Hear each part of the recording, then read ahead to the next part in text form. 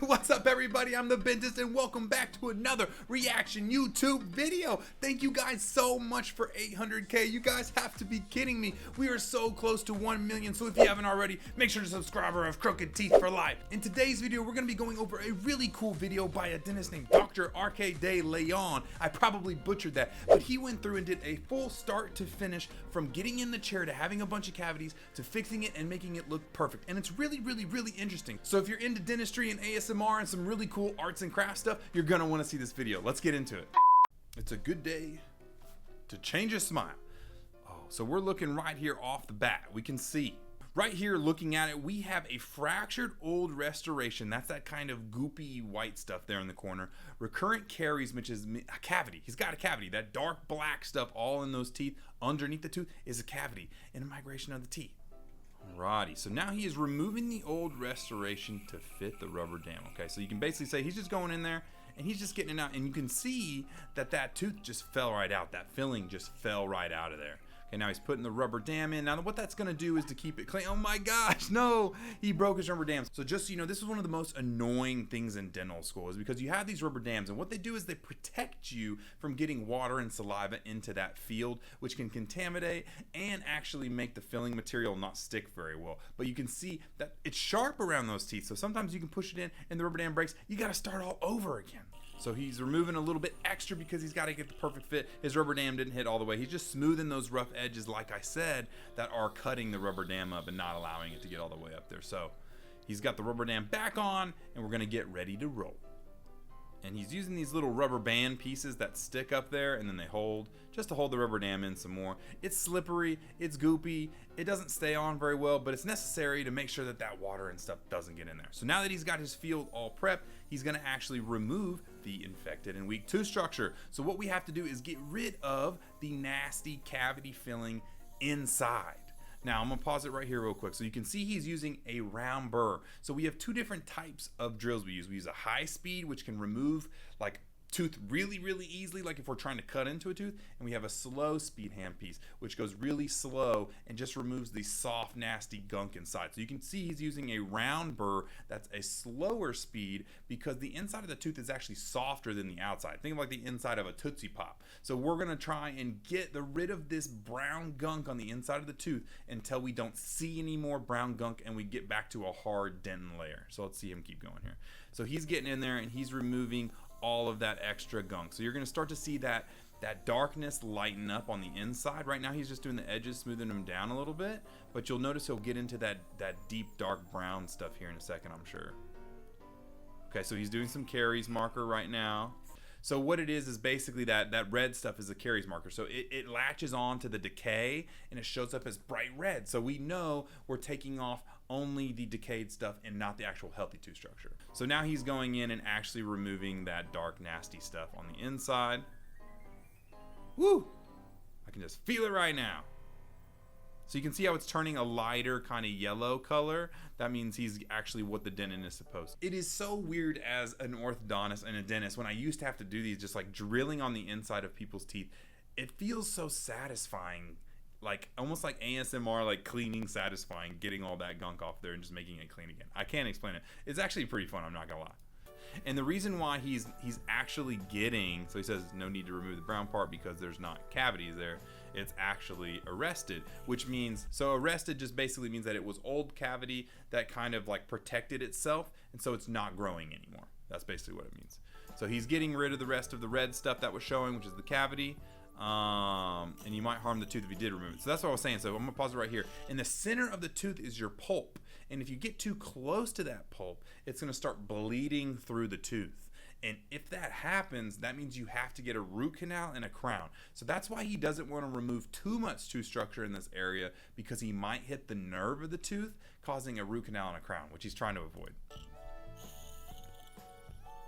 Alrighty, so now he's beveling the margins, and so what that does is it just gives a little more tooth surface area so that the filling material can stick a little bit better and translate into the natural tooth structure a little bit better. So now he's etching. So the blue gunk is the same stuff we use to put your brackets on. It's actually etching away the tooth structure to get it ready for that bonding. And a little side note for you guys that don't know, only the outer surface of a tooth can really be bonded to, the enamel. The inside of a tooth has a really hard time being bonded to because dentin, the inside of a tooth, is not the same as the outside of a tooth, which is why you only bond to the outside tooth structure. So there we go, and which is why he beveled it. So he's rinsing that acid away. You'll see it becomes frosty white. That's how you know you had a good etch. So now he's applying an antibacterial solution, which is basically going to be going over the pulps of that teeth just to make sure it's clean. So you can see on the outside of these teeth, they're frosty white now. Compared to the other teeth, they're chalky white. And the reason is because they have been acid etched. That's a visual indicator that we're ready to put the composite filling in there. Adhesive for enamel dentin. That's the second part. So after you etch, you put the adhesive on there. He's doing a really good job so far, and what he's doing right now is he's lightly air drying some of the solvents of that adhesive out of the way, and then he's giving it a quick light cure just to make sure it's ready. So now he's starting with this is the art, guys. This is where it gets cool. So he's getting the composite filling material ready, and then he's using that little spatula like thing to kind of create the back of the tooth, which is kind of cool. I've actually never seen someone use that before. So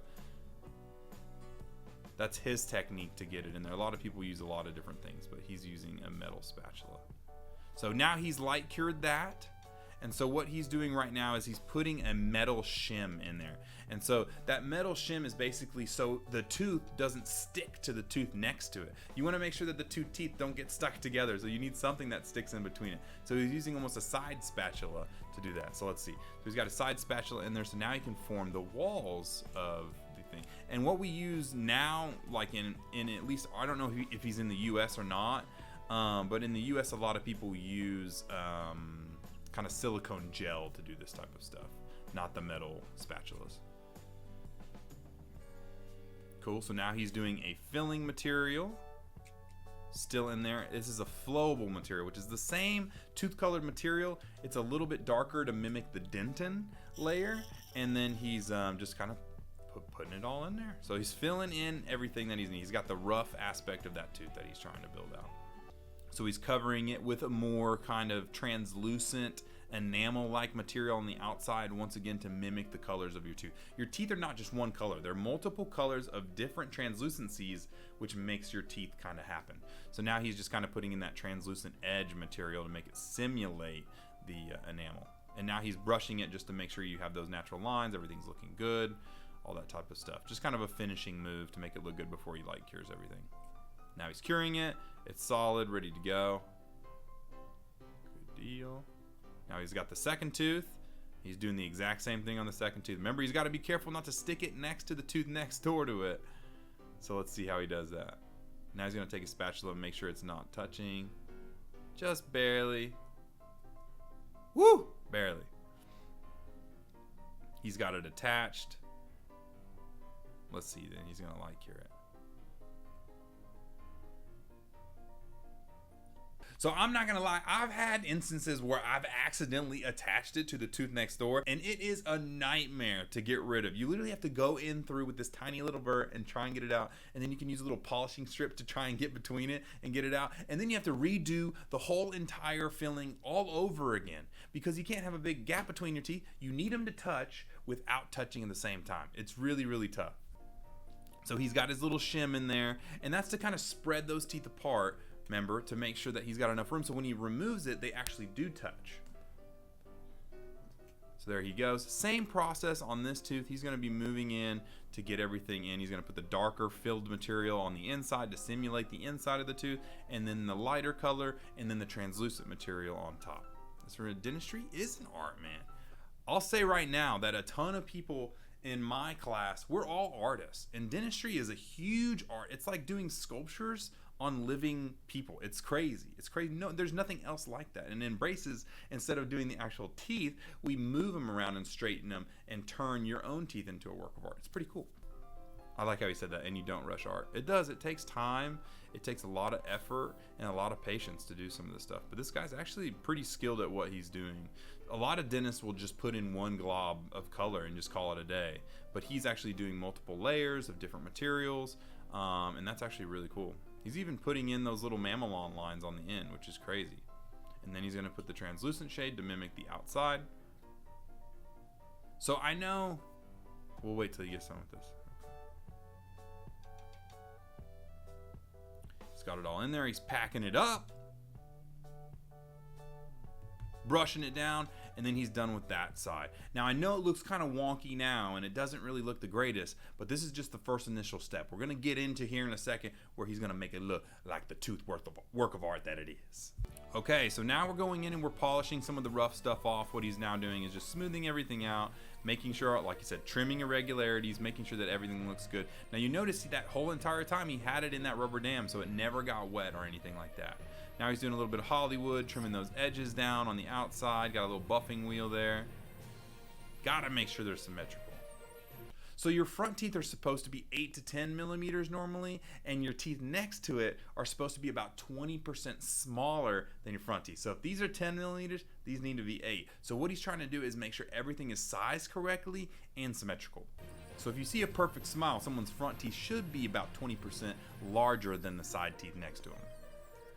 Cool, so now he's trimming that all down, making that look good. Polishing once more. Man, I kind of miss drilling on people's teeth. I'm going to do it anymore. Now he's drawing some lines with pencil. Interesting. Oh, okay, so the reason why he did the pencil stuff is because your teeth naturally taper into what we call an embrasure. And so he doesn't want just these teeth to be flat across touching each other. You want them to round in like a natural tooth. One, because it looks better, and two, it's easier to floss around there too. So that's why he was putting those little pencil lines. Okay, and now he's creating an embrasure, which is what we talked about. Now the importance behind an embrasure is it allows floss and food to actually enter easily and get removed easily. If it was flat across, it would be really, really, really tough to floss. Every tooth naturally has that little embrasure in between, unless you ground it completely flat. So now he's just doing some more polishing.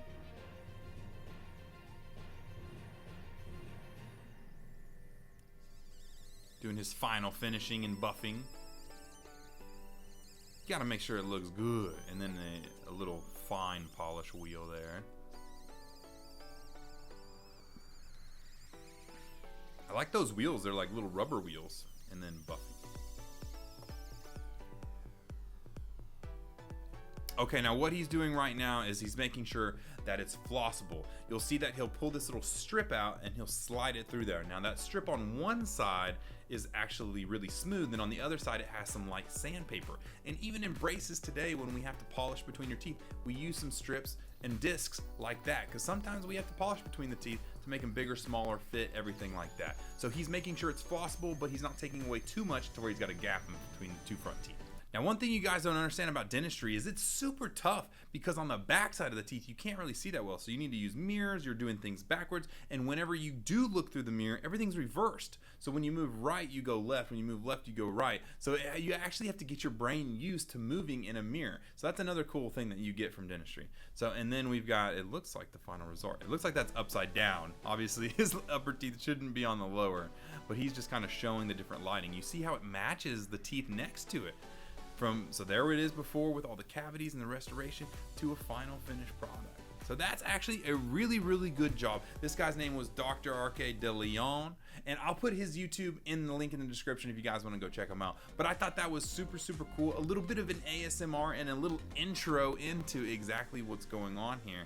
It's actually really cool to see the process from start to finish and actually really be able to put a lot of emphasis on how much art is actually in dentistry. It's crazy. So there you go, guys. We are all done, and let me know down below, what do you want me to react to next? I love you guys so much. Thanks again for 800K. Also, if you want to support us, make sure to go check out our toothbrushes at somethingnicecompany.com. It is an electric toothbrush, and for every brush purchase, we give one to a kid in need at a children's hospital, man. Come on, do something nice for somebody and grab a toothbrush today. I love you guys. Till next time, I'll see you later. I'm the Bentist. Peace.